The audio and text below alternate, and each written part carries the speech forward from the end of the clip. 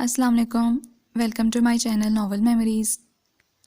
Listeners, آج میں ایک کمپلیٹ ناول ریڈ کرنے جا رہی ہوں جس کا ٹائٹل ہے اگر کہہ دو۔ ناول سٹارٹ کرنے سے پہلے آپ سے ایک ریکویسٹ ہے کہ چینل کو سبسکرائب کر دیں اور بیل آئیکن کے بٹن کو بھی دبائیں تاکہ میرے نئے آنے والے ہر ناول کا نوٹیفیکیشن آپ حاصل کر سکیں۔ چلیں جی، اب ناول سٹارٹ کرتے ہیں۔ صبح صادق کا وقت تھا، خوشگوار ہوا میں بہت ہنکی تھی۔ جس لمحے وہ کھلے گیٹ سے باہر نکلا، دور تک سڑک سنسان پڑی نظر آئی۔ اس کالونی میں وہ سارے مکان ہی مکینوں سے آباد تھے، مگر 8 بجے سے پہلے شاید ہی کوئی چلتا ہوا نظر آتا ہو۔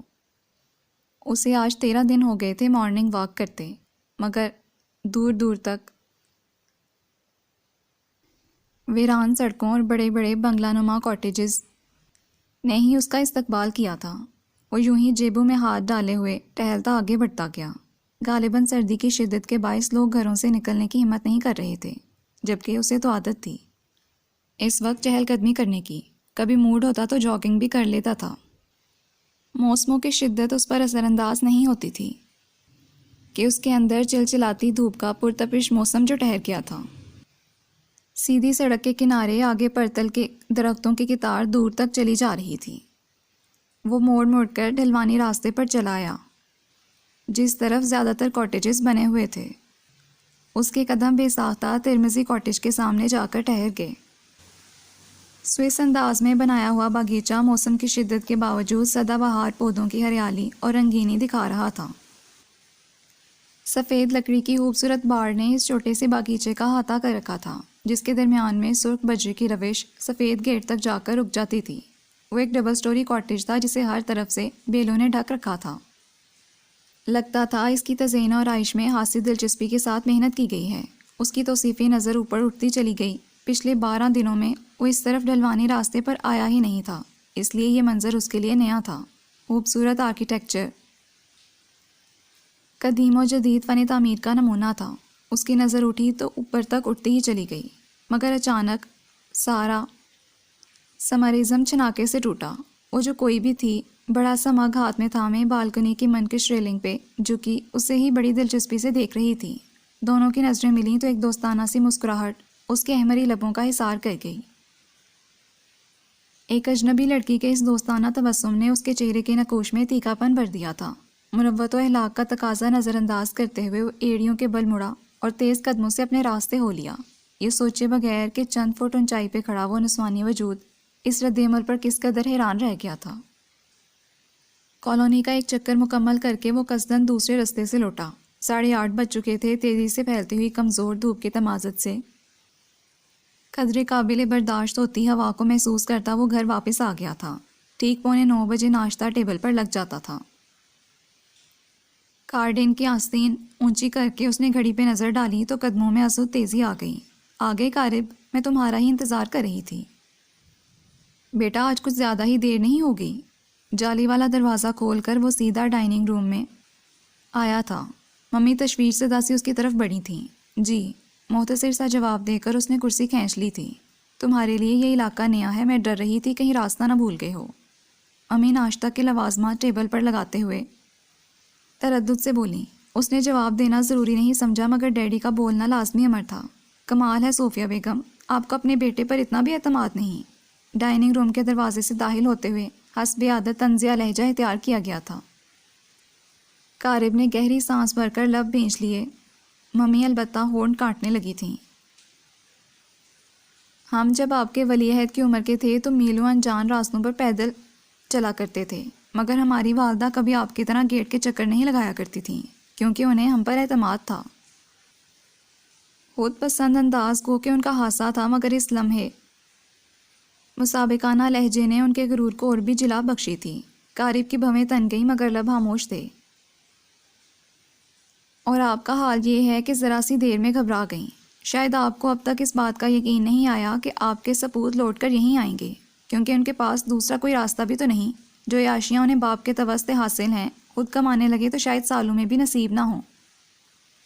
استہزائیہ انداز اب تیکھا ہو چلا تھا۔ صوفیہ بیگم نے تفکر سے بیٹے کی طرف دیکھا جو بمشکل ضبط کرتے ہوئے کافی کے تلخ اور گرم گھونٹ لے رہا تھا۔ ناشتے کے وقت تو بخش دیا کریں اسے صفدر۔ شوہر کے ساتھ والی کرسی پر بیٹھتے ہوئے انہوں نے دبے دبے لہجے میں بعجلت کہا تھا، جس پر صفدر صاحب کا چراغ پا ہونا لازمی تھا۔ کیا مطلب ہے آپ کا؟ اس وقت نہیں تو کس وقت ملاقات کی جا سکتی ہے آپ کے لاڈلے سے؟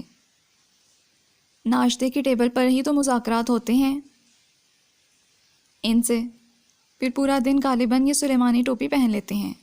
خشونت بھرے انداز میں انہوں نے اسے گھورا تھا جس نے ناشتے سے ہاتھ کھینچ لیا تھا۔ ایسی بھی بات نہیں، مستقل تو آپ کے ساتھ آفس جا رہا ہے۔ صوفیہ بیگم کا دفاع جاری تھا۔ ہاں مگر وہاں پہنچ کر یہ ایک بار بھی میرے پاس نہیں آتا، میں بلاؤں تو بھی بہانہ۔ آخر یہ کیا چاہتا ہے؟ میں اسے ٹرینڈ کرنا چاہتا ہوں، بزنس کے رموز سمجھانا چاہتا ہوں، مگر یہ حضرت قابو میں ہی نہیں آتے۔ وہاں آفس میں بھی ان کا یہی حال ہے۔ لوگ تو یقین نہیں کرتے کہ میرے برہودار ہیں۔ صفدر صاحب انتہائی جلال میں آ گئے۔ صفیہ بیگم نے جواب طلب پریشان نظروں سے اسے دیکھا تو اس نے نظر پھیر لی۔ بس یہ تہیا کر رکھا ہے کہ باپ کو پریشان کرنا ہے، میری ہر بات کی خلاف ورزی کو شعور بنا لیا ہے اس نے۔ اب اس وقت ٹریک سوٹ میں یہاں بیٹھنے کا مقصد بھی مجھے ذک پہنچانا ہے۔ جب میں نے کہہ دیا کہ ناشتے سے 15 منٹ پہلے گھر لوٹ آیا کرو تاکہ چینج کر سکو، تو کیوں روگردانی کی جاتی ہے میرے حکم سے؟ عالم تیش میں وہ اسے شعلہ بار نظروں سے گھور رہے تھے۔ صوفیہ بیگم پریشان سی ہو کر اٹھ کھڑی ہوئیں اور گلاس اٹھا لیا۔ اچھا آپ غصہ کنٹرول کریں پلیز صفدر، اور قارب تم آئندہ اپنے ڈیڈی کو شکایت کا موقع نہیں دینا پلیز۔ متوحش سی صوفیہ بیگم ہر بار کی طرح آج بھی ان دونوں کے مابین ثالث بن کر کھڑی تھیں، جن کے درمیان غیر اعلانیہ جنگ شاید اس کے یوم پیدائش سے جاری تھی۔ قارب ضبط کی انتہا پر پہنچ کر ایک جھٹکے سے اٹھ کھڑا ہوا۔ ماں کے چہرے پر عاجزانہ تاثرات دیکھ کر اس کا پارا بھی چڑھ گیا تھا۔ سو بے دردی سے کرسی دھکیل کر باہر جانے کو قدم بڑھائے۔ قارب بیٹا ناشتہ تو کر لو۔ صوفیہ بیگم بے اختیار اس کے پیچھے لپکی تھی مگر وہ انسنی کر گیا۔ رہنے دو صوفیہ۔ صفدر صاحب کی پرجلال آواز گونجی تو وہ ٹھٹک سی گئیں۔ قارب چلا گیا تھا۔ ان باپ بیٹے کے درمیان عجیب سینڈوچ ہو کر رہ گئی تھیں وہ۔ پلٹ کر ملول نظروں سے شوہر کی طرف دیکھا جو سارا غصہ یکدم بھول کر بہت آرام سے ناشتے کی طرف متوجہ ہو چکے تھے۔ چلو اب تم بھی آ کر ناشتہ کر لو، کھا لے گا وہ بھی جب بھوک لگے گی اسے۔ ابھی پیٹ بھر کر کھانے کو مل رہا ہے، اس کے نخرے ہیں۔ کل کو 2 وقت کی روٹی کمانے کے لیے پسینہ بہانا پڑا تو اہمیت کا احساس ہوگا۔ سخت لہجے میں انہیں پکار کر انہوں نے مستقبل کا نقشہ کھینچا تو صوفیہ بیگم دل ہی دل میں خدا نہ کرے کا ورد کرتی اپنی کرسی پر آ بیٹھیں۔ مگر اب بھوک کہاں تھی؟ بے دلی سے کافی کا ایک گھونٹ بھر کر انہوں نے آنکھوں میں آئی نمی بمشکل جذب کی تھی۔ ایک ملول نظر صفدر صاحب پر ڈالی جو قارب کا ناشتہ حرام کر کے اطمینان سے کھا رہے تھے، گو کہ یہ سب آج پہلی بار نہیں ہوا تھا۔ قارب کے وجود کو تو صفدر صاحب نے کبھی بھی برداشت نہیں کیا تھا، مگر نہ جانے کیوں آج صوفیہ بیگم کی آنکھیں نم ہو گئیں۔ شاید اس لیے کہ آج یہ احساس قوی تر ہو گیا تھا کہ قارب اور صفدر صاحب کے درمیان موجود وہ اندیکھی خلیج جس نے آج تک دونوں کی فطری محبت کو ابھرنے نہیں دیا تھا، آج بھی اس کروفر سے موجود ہے۔ ان کی یہ امید آج ختم ہو گئی تھی کہ کبھی وہ دن بھی آئے گا جب وہ دونوں مل کر بیٹھیں گے اور ہنس کر ایک دوسرے سے بات کریں گے۔ اب اس فاصلے کو مٹانے کی آس ٹوٹ گئی تھی۔ شام کو وہ گھر لوٹا تو خلاف معمول وہ کچن کے بجائے لاؤنج میں بیٹھی نظر آئیں۔ وہ اشارے سے سلام کرتا آگے بڑھنے والا تھا کہ انہوں نے پکار لیا، قارب بیٹا یہاں آؤ، کوئی کام ہے؟ سنجیدہ اور سرد سا لہجہ تھا اس کا۔ صوفیہ بیگم محسوس کر کے آزردہ سی ہو گئیں۔ وہ چند قدموں کے فاصلے پر آ رکا تھا۔ نہیں بس تمہارے ساتھ کچھ وقت گزارنا چاہتی ہوں، بے بس سے لہجے میں انہوں نے جواباً بڑی امید سے اس کی طرف دیکھا تھا۔ ایک طویل سانس کھینچ کر اس نے صفدر صاحب کے کمرے کے بند دروازے پر نظر ڈالی اور ان کے پاس آ بیٹھا۔ تمہارے ڈیڈی آرام کر رہے ہیں، صوفیہ بیگم نے اطلاعاً کہا تھا۔ اس نے انہیں سادہ نظروں سے دیکھ کر ریموٹ کنٹرول اٹھا لیا۔ آج کل موسم بہت خراب ہو گیا ہے، تم زیادہ دیر گھر سے باہر مت رہا کرو، اتنی ٹھنڈ میں باہر پڑنا اچھا نہیں ہوتا بیٹا۔ اس کے گرم ہاتھ کو تھپتھپاتے ہوئے وہ محبت سے بولیں تو اس نے والیوم کم کر کے ان کی طرف روح موڑ لیا۔ شاید ماں کے رویے سے احساس ہو گیا تھا کہ وہ آج بہت ملول ہیں۔ موسم کی ہنکی سرد رویوں سے بھلی ہوتی ہے ممی، کم از کم روح سرد کر دینے والے رویے تو برداشت نہیں کرنے پڑتے۔ بھاری لہجے میں جذبات کی گرمی اور محبت کی نرمی قطع شامل نہ تھی۔ اس کا محسوس بے تاثر سپاٹ لہجہ سرسری انداز اختیار کیے ہوئے تھا۔ صوفیہ بیگم کے دل پہ یہ فکرہ بھالا بن کر لگا۔ تڑپ کر اسے دیکھا تھا۔ اس گھر میں بھی رہتی ہوں قارب بیٹا، تمہاری ماں جس کی زندگی میں سوائے تمہارے کوئی خوشی کوئی آس نہیں۔ انہوں نے اس کا ہاتھ تھام لیا جس پر باہر کی ہن کا اثر اب تک باقی تھا۔ وہ فطری طور پر متاثر ہوئے بغیر نہ رہ سکا۔ بے اختیار ان کے کندھے پر اپنا مضبوط بازو پھیلا دیا۔ سیم ہیئر ممی، بہت جھجکتے ہوئے وہ کہہ گیا تھا۔ صوفیہ بیگم نے چونک کر اسے دیکھا، پھر بے ساختہ مسکرا دیں۔ یوں ظاہر ہو جانا اس کی ہو نہیں تھی۔ تمہارا یہ فکرہ مجھے تا حیات یاد رہے گا قارب۔ اس کی محبت پر ان کی آنکھیں چمک اٹھی تھیں، چہرہ تمتما گیا تھا۔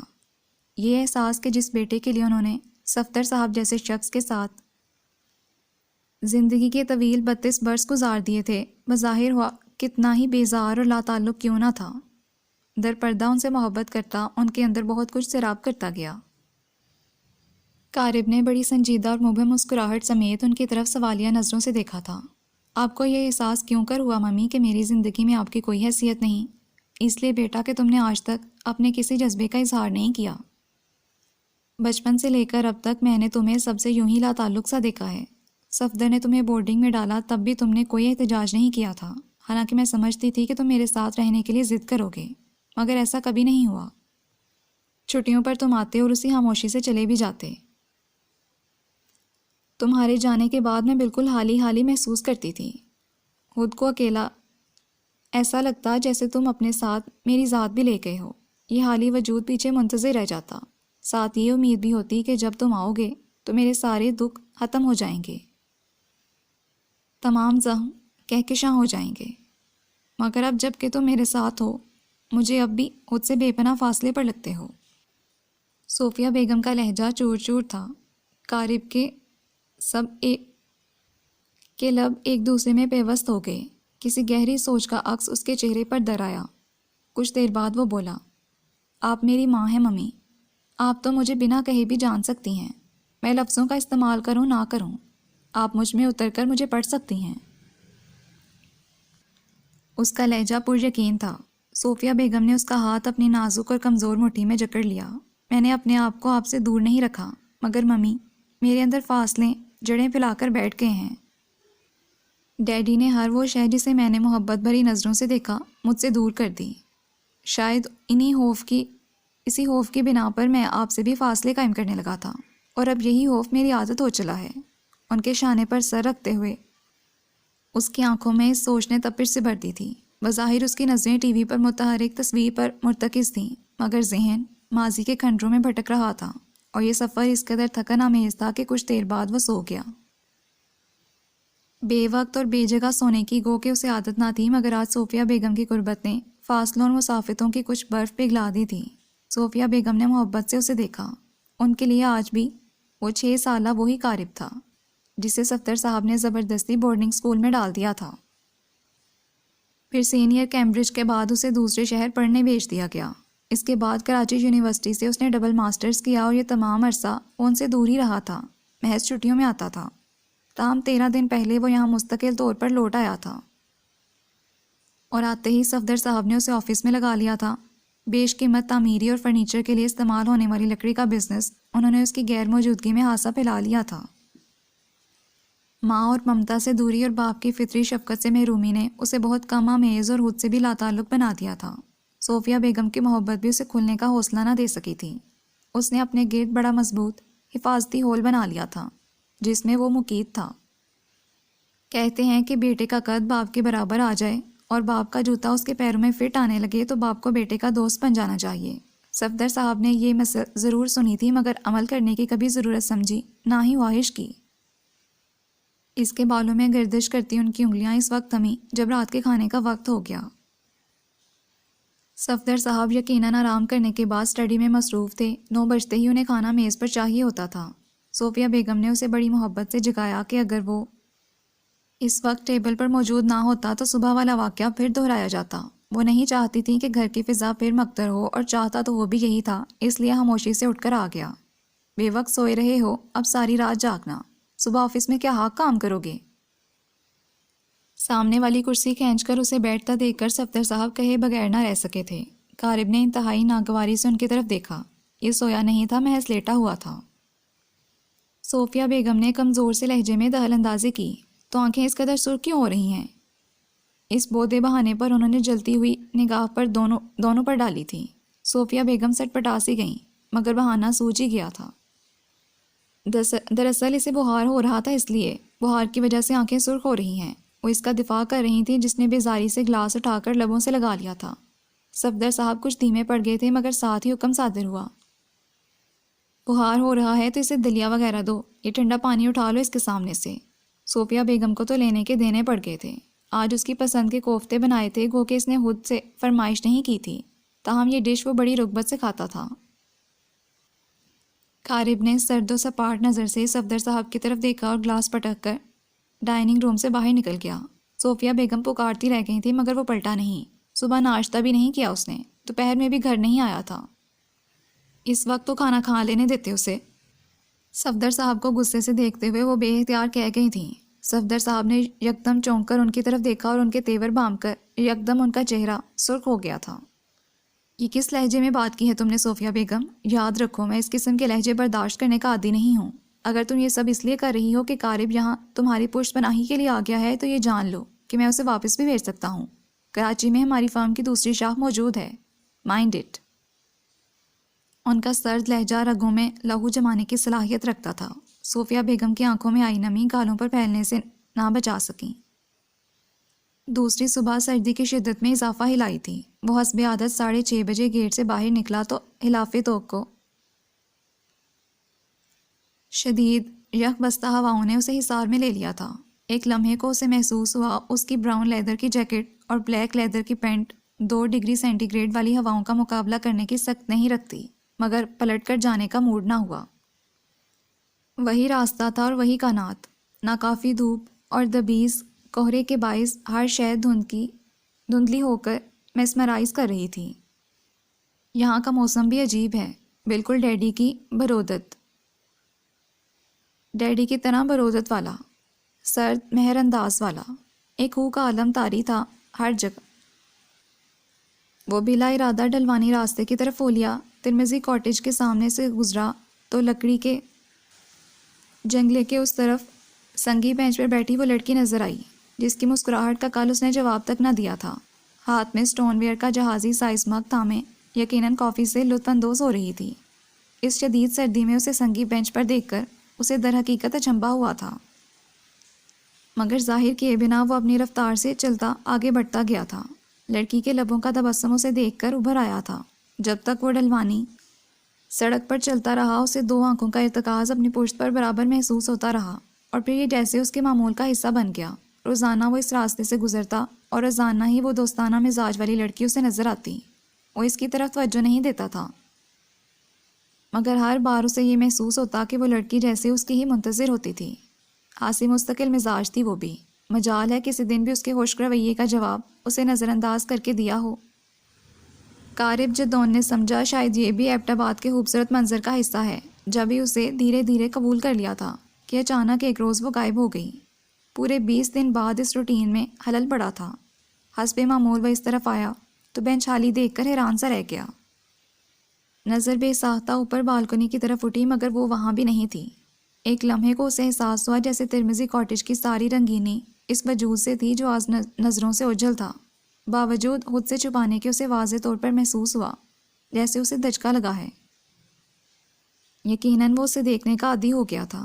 یہ احساس اتنا قوی اور اس قدر ناقابل یقین تھا کہ کتنی ہی دیر وہ اپنی نفی کرتا رہا، مگر چند قدم آگے چل کر ہی اسے محسوس ہوا جیسے وہ خود سے زیادہ دیر لڑ نہیں سکتا۔ بے ساختہ اور بلا ارادہ مڑ کر اس بینچ کی طرف دیکھا جو ہنوز خالی تھا۔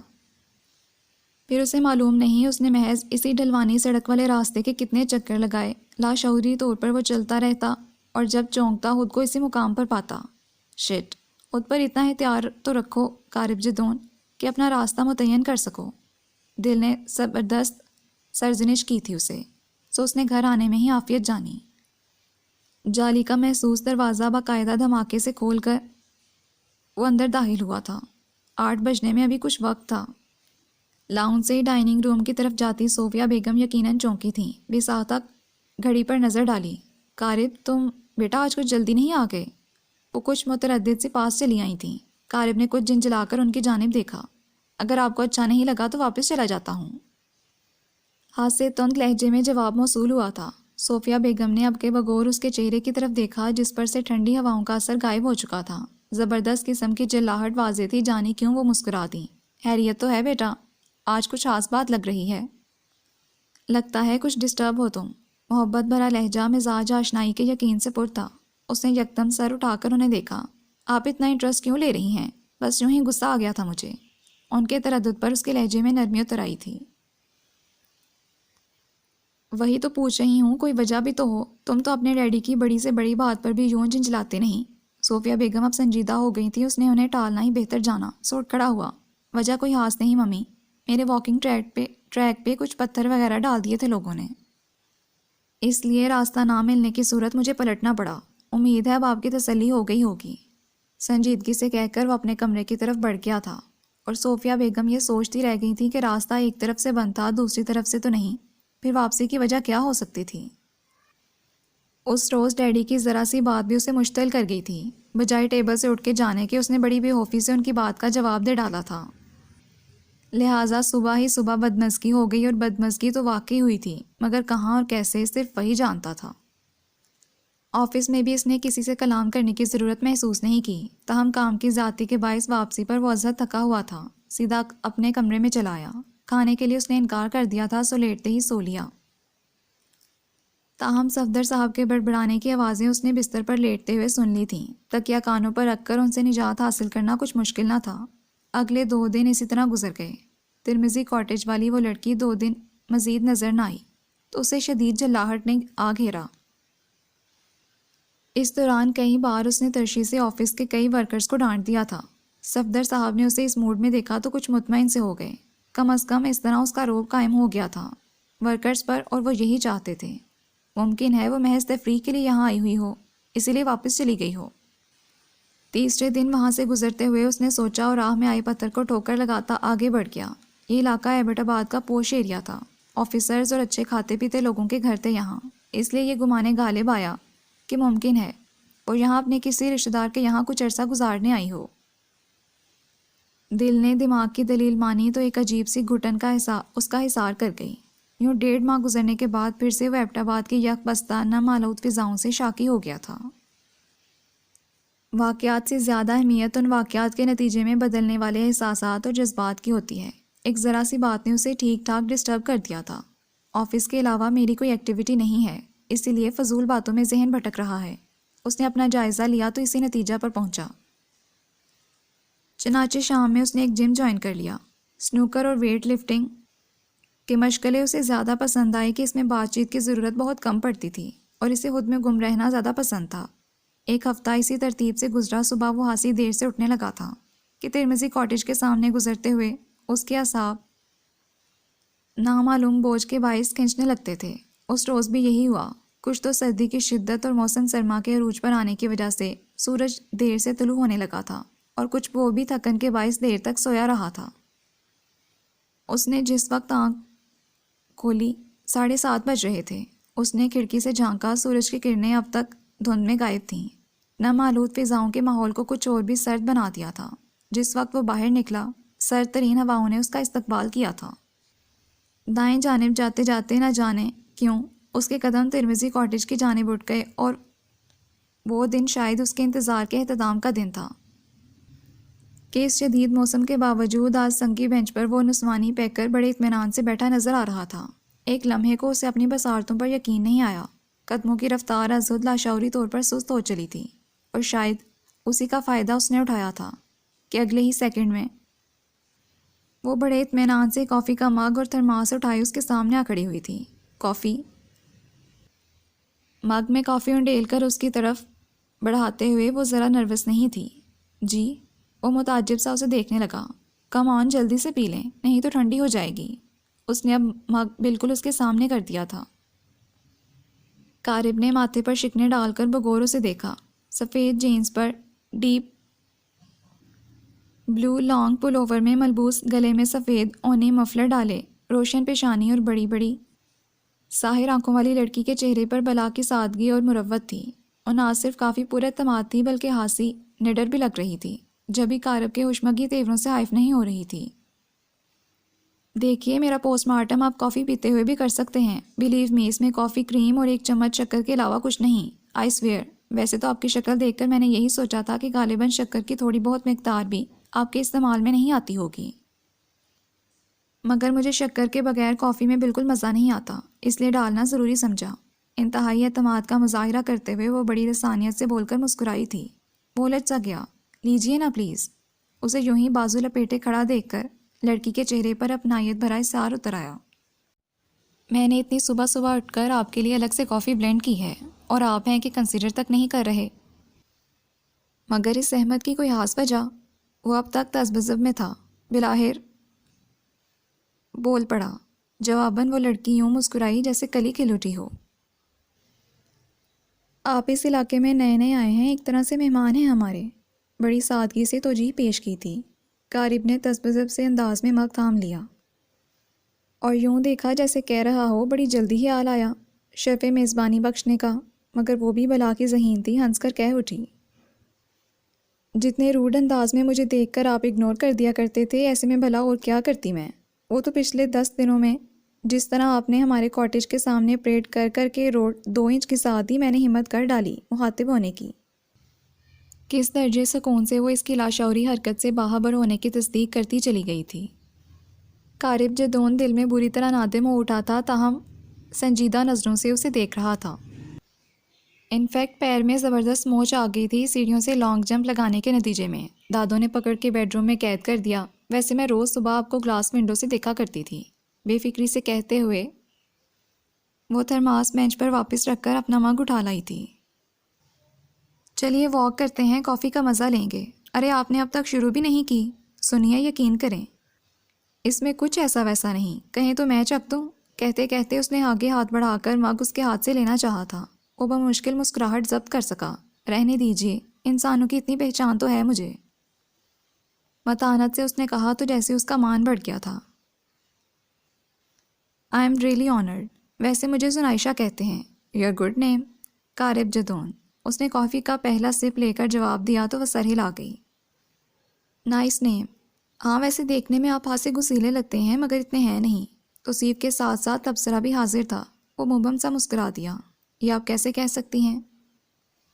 وہ دونوں پہلو بہ پہلو چل رہے تھے۔ کافی واقعی اچھی تھی، اس کا موڈ لاشعوری طور پر خوشگوار ہو گیا تھا جب بھی سوال کر لیا، جس کے جواب میں زنائشہ نے قدرے ٹھنک کر اپنی کمر پر ہاتھ رکھا تھا۔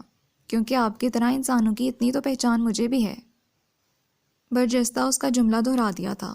قارب کے چہرے کے نقوش میں یکدم نرمی اتر آئی۔ یہ لڑکی اسے دلچسپ لگی تھی۔ بعض لوگوں میں آگے بڑھنے کا حوصلہ نہیں ہوتا، یا شاید ان کی انا ان کا راستہ روک لیتی ہے، جس کی وجہ سے شاہراہ حیات پر ملنے والے سینکڑوں اچھے ہمسفر ان سے دور ہی رہ جاتے ہیں۔ لیکن اگر کوئی ان سب سے آگے بڑھ کر ایسے لوگوں سے آ ملے تو نہ صرف ان کی انا کا بھرم رہ جاتا ہے، بلکہ تنہا مسافت جھیلنے کی اذیت سے بھی چھٹکارا مل جاتا ہے۔ شاید یہی وجہ تھی کہ قارب جدون کے پتریلے تاثرات والے چہرے پر مسکراہٹ کی نرم کرنیں پھیل گئی تھیں۔ اس کے بعد کے جواب میں وہ خاموش ہی رہا تھا۔ کچھ دیر ان کے درمیان ایک چپ حائل رہی جسے زنائشہ نہیں توڑا۔ کافی اچھی تھی نا؟ یقین سے سوال کیا تھا۔ اس نے محض سر کو خفیف سے جنبش دینے پر اکتفا کیا تو وہ سادگی سے بولی، دادو کہتی ہیں میرے ہاتھ میں واقعی ذائقہ ہے، جو چیز بھی بناؤں اچھی بنتی ہے، اسی لیے ہر کام کے لیے دادو مجھے ہی آواز دیتی ہیں۔ اب ہمارے گھر آئیں تو اندازہ ہوگا کہ زونی کی پکار پر ہر وقت گونجتی رہتی ہے۔ وہ بے تکلفی سے بولتی اس کے ساتھ ساتھ چل رہی تھی اور وہ خود پر اور اس پر حیران تھا کہ بغیر کسی رسمی تکلف کے وہ دونوں کس طرح باہم متعارف ہو گئے تھے۔ خاص طور پر اسے زنائشہ پر حیرت تھی، کیونکہ اس علاقے کے لوگ ہوا کتنے ہی اپر کلاس میں شمار ہونے لگتے، روایتی پردے اور خواتین کے لیے آزادانہ گھر سے باہر نکلنے کا کوئی خاص تصور نہیں تھا یہاں، جبکہ زنائشہ نہ صرف اکیلی گھر سے باہر تھی بلکہ ایک بالکل انجان شخص کے ساتھ تھی۔ آپ کے گھر میں کون کون ہے؟ اپنے بارے میں بتا کر اس سے دریافت کیا۔ ممی، ڈیڈی اور میں۔ اوہ، جب بھی اتنے کم گو ہیں آپ، گھر پر کوئی بات کرنے والا نہیں ہوگا نا؟ ویسے ہمارے گھر ماما، پاپا، دادو، بڑے 3 بھائی اور 2 بڑی بہنوں کے علاوہ ایک بھابھی اور 2 بھتیجے بھی ہیں، مگر سب پنڈی میں ہیں، جبکہ یہاں صرف دادو، میں اور پاپا ہیں۔ انفیکٹ دادو اپنا آبائی علاقہ چھوڑنا نہیں چاہتی، جبکہ ماما کو اپنے آبائی شہر سے محبت ہے اور مجھے دادو سے۔ چمکتے چہرے پر نم آلود فضا نے نمی بکھیر دی تھی۔ سخت ٹھنڈ کے باعث اس کی ناک سرخ ہو گئی تھی، ہاتھ بھی یقیناً جک ہو رہے تھے جنہیں آپس میں مسلسل رگڑنے کا عمل جاری تھا۔ بائی دا وے، آپ کہاں سے آئے ہیں؟ بولتے رہنے کی غالباً اسے عادت تھی، مگر وہ پھر بھی قارب کی خاموشی محسوس کر گئی تھی۔ کراچی سے۔ وہ اب بھی احتسار سے گویا ہوا تھا۔ نظریں سامنے کی طرف تھیں۔ اگر زنائشہ اس سے مخاطب نہ ہوتی تو یوں ہی لگتا جیسے وہ دونوں ایک دوسرے سے انجان اپنے اپنے راستے چل رہے ہوں۔ آئی سی، وہاں کیا کرتے تھے آپ؟ وہ مسلسل اسے بولنے پر اکسا رہی تھی۔ اسٹڈی۔ مطلب کیا کوالیفیکیشن ہے آپ کی؟ لہجے میں دلچسپی کا عنصر غالب تھا۔ ایم ایس سی میتھس اور ایم ایس سی اکنامکس۔ اس کے علاوہ بھی ریسنٹلی میں نے بزنس ایڈمنسٹریشن کے فائنل پیپرز بھی دیے ہیں۔ اب کے مفصل جواب آیا تھا۔ زنائشہ نے فاتحانہ انداز میں قدرے مروبیت سے اسے دیکھا۔ سپرب۔ اور مجھے دیکھیے، میں اپنا سینئر کیمبرج کر کے اسلام آباد سے بھاگ آئی ہوں۔ بابا کہتے ہیں آگے اسٹڈی کروں، مگر دل ہی نہیں مانتا تھا۔ ویسے آپ تو خاصے جینیس ہیں۔ میری قیافہ شناسی آپ کے متعلق کافی درست تھی۔ وہ ہنسی۔ اچھا، مثلاً؟ بلاخر وہ خود سے بولنے پر راضی ہو ہی گیا تھا۔ مثلاً یہی کہ آپ سنجیدہ کمگو اور ذہین شخص ہیں۔ البتہ مزاج آپ کا مجھے بے حد سخت لگتا تھا۔ جس طرح آپ نے شروع میں میری مسکراہٹ کے جواب میں اگنور کیا، میں یہی سمجھی تھی کہ کوئی سڑیل مزاج بندہ ہے۔ But you are a nice man. Thanks. یکدم اس نے رخ پھیر کر اسے گہری سنجیدہ نظروں سے دیکھا تھا۔ مائی پلیئر۔ وہ ہنوز مطمئن اور پر اعتماد تھی۔ اس کی نگاہوں نے اسے ڈسٹرب نہیں کیا تھا، بلکہ وہ اس کے متوجہ ہونے پر رک گئی تھی، سو اسے بھی ٹھہرنا پڑا۔ وہ ہاتھ بڑھا رہی تھی۔ فرینڈز؟ آنکھوں میں ہلوس کی چمک اور ہونٹوں پر مسکراہٹ لیے وہ دلکش چہرے سمیت اس کی طرف متوجہ تھی۔ قارب کی سنجیدہ آنکھوں میں یکلحظ سختی اور کھنچاؤ اتر آیا۔ دوستی کرنا اتنا آسان کام نہیں ہوتا مس زنائشہ۔ یہ رشتہ اعتماد کا رشتہ ہوتا ہے، اور اعتماد کے لیے پرکھنا ضروری ہے۔ اس کی بات بڑی کھری اور صاف تھی۔ زنائشہ اس رد عمل کے لیے تیار نہیں تھی۔ جب ہی چند سیکنڈز اسے تحیر سے دیکھتی رہی، پھر خود پر قابو پاتے ہوئے اس نے ہاتھ نیچے گرا لیا تھا۔ تو گویا آپ کے نزدیک میں قابل اعتماد نہیں ہوں۔ اعتماد دو طرفہ ہونا چاہیے، میں نے یہ کہا ہے۔ تو مجھے تو ہے نا اعتبار۔ مجھے اپنے وجدان پر بھروسہ ہے، اس لیے میں نے آپ کو اینی وے۔ وہ وضاحت کرنے جا رہی تھی کہ یکدم کچھ سوچ کر رک گئی۔ اس کے متبسم چہرے پر احساس تو سے سرخی چھا گئی تھی۔ قارب نے جانچتی نظروں سے اسے دیکھا تو قدرے تعصب محسوس ہوا۔ میں اب واپس پلٹوں گی، دادو میرا ویٹ کر رہی ہوں گی۔ وہ واپسی کے لیے مڑنے سے پہلے پیکے پن سے مسکرائی تھی، مگر قارب کو اس کی آنکھوں میں پھیلتا ملال واضح نظر آ گیا تھا۔ پلیز زنائشہ، مائنڈ مت کیجیے گا، میں میل فیمیل فرینڈشپ کو زیادہ پسند نہیں کرتا۔ کسی احساس کے تحت اس نے بے ساختہ کہا تھا۔ زنائشہ نے چونک کر اسے دیکھا۔ پسند نہیں؟ آپ کسی وجہ سے افورڈ نہیں کرنا چاہتے؟ الفاظ کچھ بھی ہوں، معنی ایک ہی ہیں۔ وہ پھر سے اپنے ہول میں سمٹا تھا۔ کیا آپ انگیجڈ ہیں؟ اسے بغور دیکھ کر اس نے یکدم سوال کر لیا تھا۔ قارب نے بمشکل لبوں پہ پھیلتے تبسم کو دبایا۔ نہیں تو؟ Quite strange. پھر کس سے ہائف ہیں؟ کیا فیملی ریسٹرکشنز ہیں؟ ذرا دیر پہلے والے احساس کو بھلائے وہ پھر سے دلچسپی لینے لگی تھی۔ قارب کو لاشعوری طور پر طمانینت کا احساس ہوا کہ چلو بہل گئی ہے۔ اگر میں کہوں کہ ہاں تو؟ اسے مگ پکڑا کر اس نے بازو سینے پر لپیٹے۔ پھر تو واقعی کچھ سوچنا پڑے گا۔ مثلاً کیا؟ مثلاً یہ کہ اینی وے، پھر بتاؤں گی۔ اچھا اب چلتی ہوں۔ ہاں۔ کسی گہری سوچ کا اظہار کرتے کرتے وہ یکدم رک گئی تھی، پھر بڑی عجلت سے خدا حافظ کہتی پلٹ گئی تو قارب ٹراؤزر کی جیبوں میں ہاتھ ڈالے اسے حد نگاہ تک جاتا دیکھتا رہا۔ بہت عجیب تھی وہ۔ اوپر کی طرف اٹھتی سڑک پر سہج سہج قدم اٹھاتی وہ نظروں سے اوجھل ہو گئی تو اسے احساس ہوا کہ اب چہل قدمی میں دل نہیں لگ رہا تھا، سو اگلی روڈ پر مڑ کر واپسی کے لیے قدم بڑھا دیے۔ دوسرے دن وہ اس خیال سے نکلا کہ آج یقیناً وہ نظر نہیں آئے گی، مگر جو ہی ترمزی کاٹیج کے سامنے پہنچا وہ غالباً اسی کے منتظر تھی۔ خوشگوار مسکراہٹ سمیت قدم بڑھاتی اس تک چلی آئی۔ میرے ساتھ دوستی نہ صحیح، واک تو کی جا سکتی ہے نا؟ اس کی آنکھوں سے جھلکتے کس قدر استجاب کا سادگی سے جواب دیا گیا تھا۔ وہ خاموش ہو رہا تھا، تاہم لاشعوری طور پر اسے اس کی سنگت اچھی لگی تھی۔ پھر بقیہ تمام راستے وہ ہلکی پھلکی گفتگو کرتی رہی اور وہ نہ چاہتے ہوئے بھی سنتا رہا۔ بظاہر خاموش تھا مگر تمام حسیات سمیت اس کی طرف متوجہ، اور پھر یہ اس کا روٹین بن گیا۔ صبح وہ واک پر نکلتا تو زنائشہ اسے منتظر ملتی۔ شدید سردی کے ساتھ ساتھ اب ہلکی ہلکی بارشیں بھی شروع ہو گئی تھیں۔ راستے ڈھلوانی ہونے کے باعث پھسلن بڑھ گئی تھی۔ اس دن بھی وہ ممی کے منع کرنے کے باوجود رک نہ سکا۔ میں جلد واپس آ جاؤں گا ممی، مگر بیٹا آج موسم کافی ابرآلود ہو رہا ہے، پوری رات بارش ہوئی ہے۔ صوفیہ بیگم نے اسے روکنا چاہا۔ تمہارا آج جانا ضروری تو نہیں؟ کون سا کوئی تمہارا انتظار کر رہا ہے؟ نہ جانے اکیلے گھومتے رہنے میں تمہیں کیا مزہ ملتا ہے، وہ بھی سخت سردی میں۔ کارڈیگن پر مزید ایک اور اونی شال لیے وہ حیرت سے اسے دیکھ رہی تھیں۔ اس نے بے اختیار نظر چرا لی۔ میں روزانہ واک کرنے کا عادی ہوں، آپ جانتی ہیں، یہ میرے بچپن کی روٹین ہے۔ وہ ہنوز اسی فیصلے پر قائم تھا۔ صوفیہ بیگم نے کچھ دیر ٹٹولتی نظروں سے اسے دیکھا اور پھر کچھ سوچ کر رکنے کا اشارہ کرتی واپس چلی گئیں، اور جب پلٹی تو ان کے ہاتھ میں فر کی لائننگ والا لیدر کا رین کوٹ تھا۔ وہ کچھ متذبذب تو ہوا مگر خاموشی سے لینے میں عافیت جانی اور باہر نکل آیا۔ آج اس نے صوفیہ بیگم سے پہلی بار کچھ بحث کی تھی۔ فطری طور پر اپنے اس رویے نے صوفیہ بیگم سمیت اسے بھی چونکایا تھا۔ وہ خود سے سوال کر رہا تھا، آخر میں واک پر آنے کے لیے اس قدر بضد کیوں تھا؟ کیا زنائشہ اس کا محرک ہے؟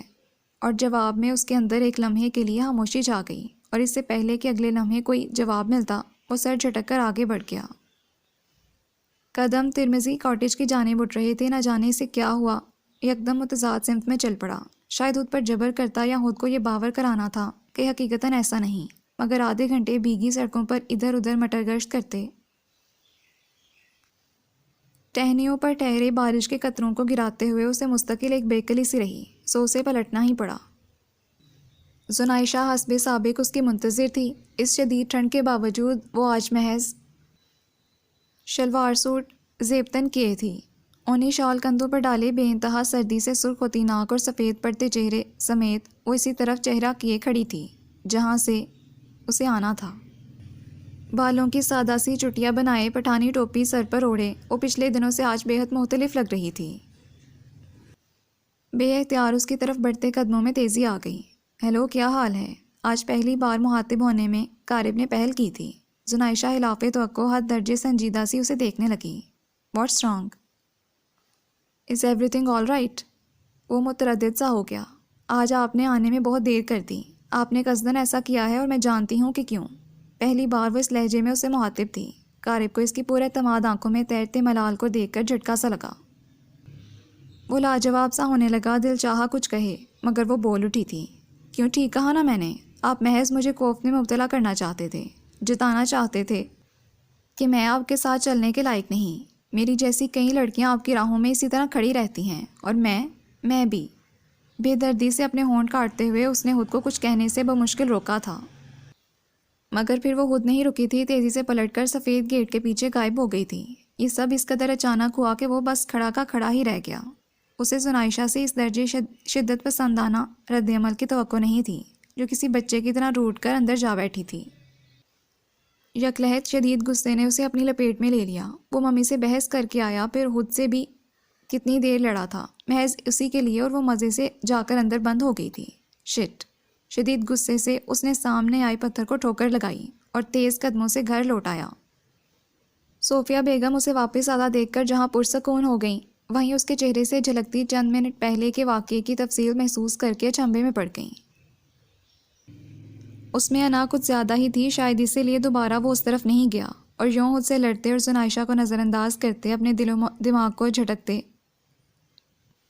اس سے 6 دن گزر گئے۔ اس دوران زنائشہ بھی اس طرف نہیں آئی تھی۔ اسے سخت غصہ تھا اس پر اور خود پر بھی، کہ باوجود چاہنے کے اسے مکمل طور پر ذہن سے نہیں نکال پایا تھا۔ اور اس صبح جب وہ خود کو لان تان کرتا ادھر ادھر مٹر گشت کر رہا تھا، اس کا رین کوٹ تیزی سے بارش کے قطرے اس پر سے بہائی دے رہا تھا کہ اچانک چھتری تانے مکمل گرم لباس اور رین کوٹ میں ملبوس وہ چلی آئی، ویسے ہی شگفتہ، ویسے ہی پرہلوس اور نارمل، وہ جیسے رکسا گیا تھا اسے سامنے پا کر۔ تم؟ لبوں نے بے آواز جنبش کی تھی۔ جی میں، بس غصہ اتر گیا تو میں آ گئی۔ ساتھ ہی اس سے ناراض بھی ہوئی کہ اس روز ناحق آپ کو اتنی باتیں سنا ڈالیں۔ مجھے کم از کم پوچھنا تو چاہیے تھا کہ آپ لیٹ کیوں ہو گئے تھے، مگر بس یہ دل بھی بڑا وہمی ہوتا ہے۔ یہ گمان دل میں کیا آیا، میں جلال کی لپیٹ میں آ گئی۔ I am sorry. میں بہت تلخ ہو گئی تھی اس دن۔ ہونٹوں کا کونا دانتوں تلے دبائے وہ شرمندہ نظر آ رہی تھی۔ قارب کے کئی دنوں سے تنے ہوئے اعصاب جیسے یکدم پرسکون ہوئے، چہرے پر خشونت کی جگہ سنجیدگی اتر آئی۔ الزام لگانے سے پہلے ہمیشہ سوچنا چاہیے زنائشہ، نہیں تو بعد میں اسی طرح پچھتاوا معذرتی کلمات تلاش کرنے پر مجبور کر دیتا ہے۔ بڑا کلاسیکل جواب موصول ہوا تھا۔ نادم سے زنائشہ کے چہرے پہ شرارتی سی مسکراہٹ پھیل گئی۔ چھتری اس کے سر پر تانے وہ بے ساختہ مسکرا دی تھی۔ وہ تو ہے، مگر مجھے ایک فائدہ یہ ضرور ہوا کہ پہلی بار آپ کا اس قدر طویل جملہ سننے کو مل گیا۔ یقین کریں میں دادوں سے آپ کا تذکرہ کرتی تھی تو سمجھ میں نہیں آتا تھا کہ آپ کی کیا بات بتاؤں، آپ کچھ بولتے جو نہیں۔ وہ شوہی سے بولی تو وہ مسکراہٹ دباتا تیز نظر اس پر ڈال کر بولا، خاموشی میں ہی عافیت ہے فراز، جب کوئی اپنا ہم زباں نہ ملے۔ اچھا شعر ہے۔ وہ زور و شور سے گردن ہلاتے ہوئے داد دے رہی تھی۔ بجا فرمایا آپ نے، میں تو فرینچ بولتی ہوں نا۔ یقیناً اسے برا لگا تھا۔ قارب پہلی بار دل سے ہنس پڑا۔ ہنسا کیجیے، اچھے لگتے ہیں۔ اسے بے اختیار وہ بغور دیکھنے لگی تھی، پھر یکدم سر جھٹکا۔ ویسے آپ کے شعر کے جواب میں ایک شعر یاد آ رہا ہے، ارشاد۔ اس کا موڈ یکدم خوشگوار ہو گیا تھا۔ گفتگو کیجیے کہ یہ فطرت انسان ہے شکیب، جالے لگ جاتے ہیں جب بند مکاں ہوتا ہے۔ لہجہ خوبصورت اور انداز دل نشین تھا۔ اسے شعر سے زیادہ سنانے والی خوبصورت لگی۔ کسی نے اسے اندر سے تنبیہ کی تھی۔ وہ ہنس کر آگے چل پڑا۔ پھر یوں ہوا کہ بہت ہولے ہولے آہستہ آہستہ زنائشہ اس کے قریب آتی چلی گئی۔ اس نے اسے چونکایا نہیں، حیران بھی نہیں کیا، پریشان بھی نہیں، بس دھیرے دھیرے جیسے دن چڑھے تو روشنی پھیل جاتی ہے، شام اترے تو اندھیرا گہرا ہوتا چلا جاتا ہے، جیسے ابتدائی تاریخوں کا چاند بتدریج بڑھتا ہے، جیسے وقت کی اکائیاں مل مل کر دن، مہینے اور سال بنتے چلے جاتے ہیں، اسی طرح اس نے اپنی شخصیت کا فسوں بڑی نرمی بڑی احتیاط سے اس کے اندر اتار دیا تھا۔ قارب جادون کو معلوم بھی نہ ہو سکا اور بے خبری میں ہی اس کے دل کے اندر خاص جگہ بنا گئی۔ درون ذات کہیں گہرائی میں جا کر بیٹھ گئی، ایسے کہ وہ کوئی پیش بندی بھی نہ کر سکا۔ جذبے وقت کے مرہون منت نہیں ہوتے، نہ ہی قربت کی طوالت ان کے لیے کوئی کردار ادا کر سکتی ہے، مگر یہ ضرور ہے کہ وقت کی کوئی اکائی ایسی ضرور ہوتی ہے جو ٹوٹی ڈور کے سرے آپس میں باندھ جاتی ہے اور بس وہی لمحہ حاصل زیست ہو جاتا ہے۔ جو اس لمحے کی گرفت میں آتے ہیں، کبھی کبھی تو انہیں اسی پل اس احساس کا ادراک ہو جاتا ہے کہ کبھی یوں بھی ہوتا ہے کہ وہ خود کو سمجھ ہی نہیں پاتے یا جھٹلا دیتے ہیں۔ قارب جادون کا شمار آخری لوگوں میں ہوتا تھا، سو وہ بھی ہر کام ہر قدم پر دماغ کی سرزنش اور دل کی دلیلوں کو نظر انداز کرتا رہا۔ انہی دنوں ایک روز وہ آفس سے جلد واپس آ گیا تھا، سر میں درد تھا، ڈیڈی سے اس نے کہہ دیا تھا، سو گھر چلا آیا۔ پہلا قدم ہی رکھا تھا کہ لاؤنج میں حیرت سے جھٹکے سے رکنا پڑا۔ زنائشہ بڑے اطمینان سے سلاد بنانے میں منہمک تھی۔ کارپیٹ پر بیٹھی بے تکان بولتے ہوئے اس کے ہاتھ تیزی سے چل رہے تھے۔ صوفیہ بیگم صوفے پر بیٹھی گاہے بگاہے اسے بھی دیکھ رہی تھیں، ساتھ ہی چاول بھی چنے جا رہی تھیں کہ اچانک اس پر نظر پڑ گئی۔ ارے قارب تم! وہ اس کی بے وقت آمد پر ہاتھ سے حیران ہوئی تھیں۔ زنائشہ نے چونک کر گردن کو موڑ کر اسے دیکھا۔ دوستانہ سے دل فریب تبسم نے اس کے لبوں کا احاطہ کر لیا تھا۔ وہ کچھ سست اور کچھ متعجب سا اندر چلایا، نظروں میں سوال تھا۔ خیریت تو ہے بیٹا؟ آج کچھ جلدی آ گئے۔ صوفیہ بیگم اس کی طرف آ گئیں۔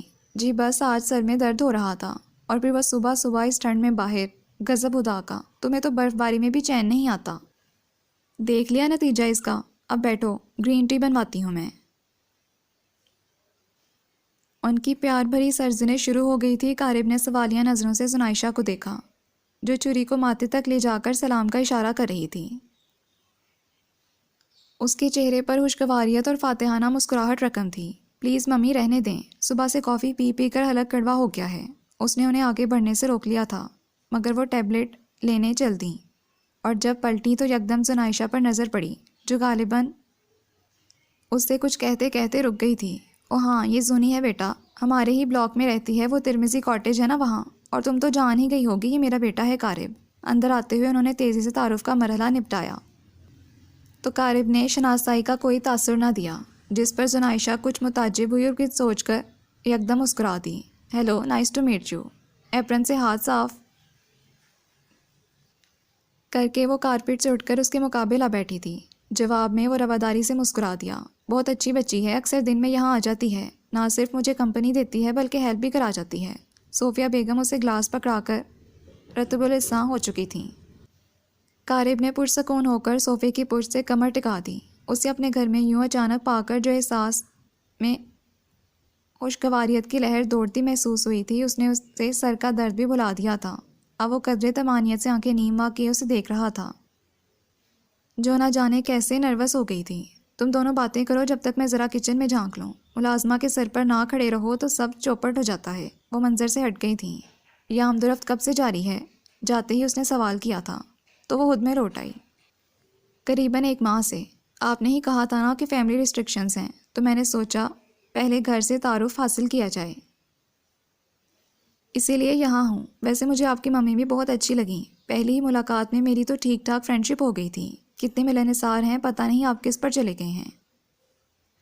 اب وہ اپنی ٹون میں بول رہی تھی۔ ڈیڈی سے ملاقات ہوئی؟ جواباً اس نے چپتے ہوئے لہجے میں سوال کیا تو وہ سر نفی میں ہلاتے ہوئے اسے دیکھنے لگی، جو زیر لب کچھ بڑبڑا کر چپ ہو گیا تھا۔